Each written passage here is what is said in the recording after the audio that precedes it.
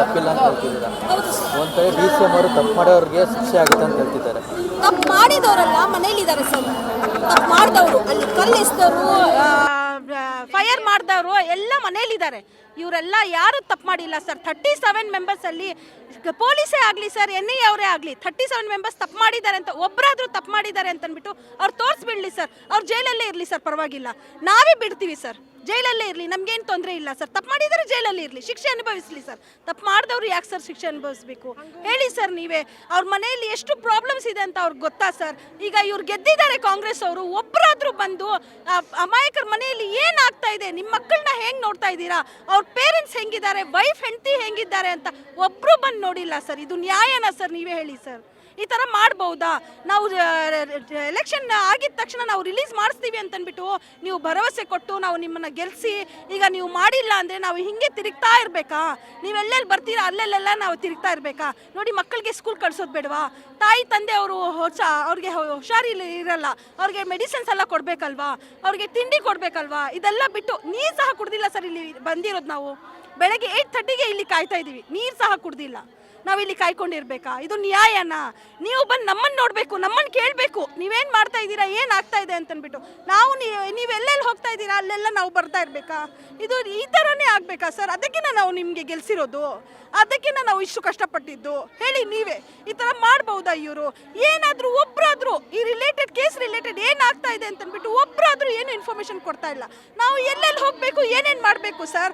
ಮಕ್ಕಳನ್ನ ಬಿಟ್ಬಿಡ್ಬೇಕಾ?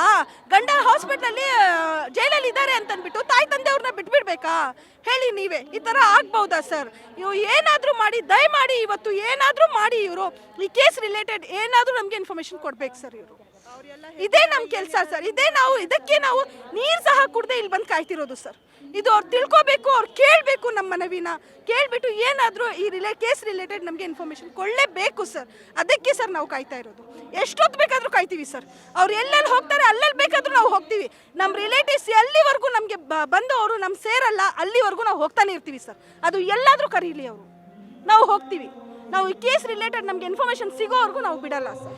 ನಾವು ಹೋಗ್ತಾನೆ ಇರ್ತೀವಿ, ಕೇಳ್ತಾನೆ ಇರ್ತೀವಿ ಸರ್. ಎಲ್ಲ ಮಸ್ಜಿದ್ ಅವ್ರ ಹತ್ರನೂ ಕೇಳಿದ್ದೀವಿ, ಲೋಕಲ್ ಲೀಡರ್ಸ್ ಹತ್ರನೂ ಕೇಳಿದ್ದೀವಿ, ಪೊಲೀಸ್ ಸ್ಟೇಷನ್ಗೂ ಹೋಗಿದ್ದೀವಿ, ಜಮೀರ್ ಅಹಮದ್ಗೂ ಭೇಟಿ ಮಾಡಿದ್ದೀವಿ, AC ಶ್ರೀನಿವಾಸ್ಗೂ ಭೇಟಿ ಮಾಡಿದ್ದೀವಿ. ಇದೇ ಕೆಲಸ ಮಾಡ್ತಿದ್ರೆ ನಮ್ಮ ಮನೆದು ಏನಾಗ್ಬೇಕು ಸರ್? ಏನೂ ಇಲ್ಲ, ಕೆಲಸ ಆಗ್ತಾ ಇದೆ. ಎಲ್ಲರೂ ಅದನ್ನೇ ಹೇಳ್ತಾ ಇದ್ದಾರೆ. ಅದೇನು ಕೆಲಸ ಆಗ್ತಾ ಇದೆ, ಅದೇನು ಮಾಡ್ತಾ ಇದೆ, ಅದು ದೇವರಿಗೆ ಗೊತ್ತು ಸರ್. ನಮಗಂತೂ ಗೊತ್ತಿಲ್ಲ ಸರ್. ಅಲ್ಲಿವರೆಗೂ ನಮಗೆ ತಿಳುವಳಿಕೆ ಸಿಗೋವರೆಗೂ ನಾವು ಹಿಂಗೆ ಹೋರಾಟ ಮಾಡ್ತಾನೆ ಇರ್ತೀವಿ, ಅವ್ರ ಹಿಂದೆ ಹೋಗ್ತಾನೆ ಇರ್ತೀವಿ ಸರ್. ಅವ್ರು ಬರೋದು ಬೇಡ, ಅವ್ರು ಬರಲ್ಲ, ಬರ್ತೀವಿ ಅಂತಾನೆ ಹೇಳಿದ್ದು ನಮಗೆ. ನಾವು ನಿಮ್ಮ ಮನೆ ಹತ್ರ ಬರ್ತೀವಿ. ಎಲೆಕ್ಷನ್ ಆಗೋಕ್ಕೆ ಮುಂಚೆ ಎಲ್ಲರೂ ಬಂದರು ಸರ್, ಕೇಳಿದ್ರು, ನಾವು ಮಾಡ್ತೀವಿ. ಒಬ್ಬೊಬ್ರು ಇಂಡಿವಿಜುವಲ್ ಆಗಿ ಬಂದರು ಸರ್. ಈಗ ಗೆದ್ದಿದ ತಕ್ಷಣ ಒಬ್ಬರು ಬಂದು ನೋಡಲ್ವಾ? ಇದಕ್ಕೆ ನಾನು ನಿಮಗೆ ಗೆಲ್ಸಿರೋದು ಸರ್. ನಾವು ಇಲ್ಲ ಅಂದರೆ ಗೆಲ್ಸ್ತಾ ಇರಲಿಲ್ಲ ಸರ್. ಎಲೆಕ್ಷನು ಬೇಡ, ಏನು ಬೇಡ ಅಂತಂದ್ಬಿಟ್ಟು ಓಟನ್ನೇ ಹಾಕ್ತಿರ್ಲಿಲ್ಲ ನಾವು. ಹಾಗೆ ಸುಮ್ಮನೆ ಇರ್ತಿದ್ವಿ ಸರ್.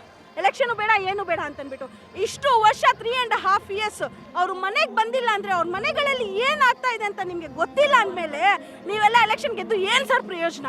ಏನು ಯೂಸ್ ಇಲ್ಲ ಸರ್. ನೀವು ಎಲೆಕ್ಷನ್ ಗೆದ್ದು ಯೂಸ್ ಇಲ್ಲ, ಗೆದ್ದಿಲ್ಲ ಅಂದರೆ ಯೂಸ್ ಇರಲ್ಲ ಸರ್.